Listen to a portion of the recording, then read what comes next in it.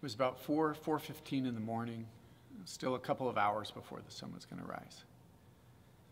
It was dark. The whole experience was really kind of eerie. It was my parents and I walking through the streets of Jerusalem, of ancient Jerusalem, still a couple of hours before the sun was going to come. You see, we had the opportunity, really the honor, of being able to celebrate Mass in the Church of the Holy Sepulchre, the church where Jesus was crucified, and off to the side, the burial place of Jesus. And we were excited about being able to celebrate Mass there. I mean, they were only able to have 2 or 3 Masses there a day, and our Mass was going to be at 5 in the morning. And we're walking through the streets of Jerusalem. It was pitch dark. There was this great sense of anticipation and excitement that we were going to be able to celebrate Mass at the place where Jesus was laid, the tomb of Jesus. And so as I prepare, I'm getting invested, and I'm getting more and more excited that I literally get to celebrate Mass in the tomb. And I'm vested, and when you go to celebrate Mass there's a really small church, and you kind of go in this door, and then there's a whole nother entrance into the tomb, and you have to kind of crouch down and kind of kneel and crawl to get into this. And I kneel down, and I look, and I finally am able to look into the tomb. And you know what I saw when I looked in there? Nothing. I didn't see anything.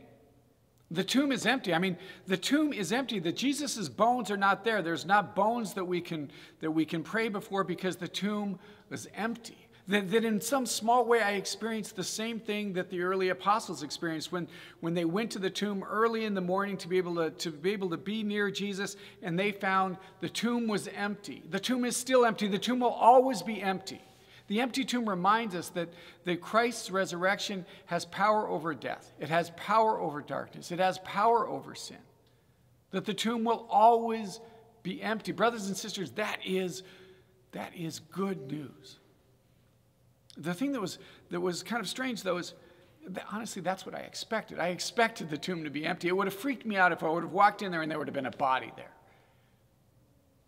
But for the apostles, that wasn't the case. They expected to find a body. But had the tomb not been empty, we wouldn't be talking today. Had the tomb not been empty, we wouldn't be celebrating Easter. Easter is the celebration of the reality that the tomb was empty, and the tomb will always be empty. Jesus is risen from the dead, and he broke the power of darkness. He broke the power of sin. He broke the power of death. Brothers and sisters, we celebrate this Easter season that the tomb was empty, and that made a difference to the apostles, and they went and told the whole world, and it makes a difference for me, and it makes a difference for you.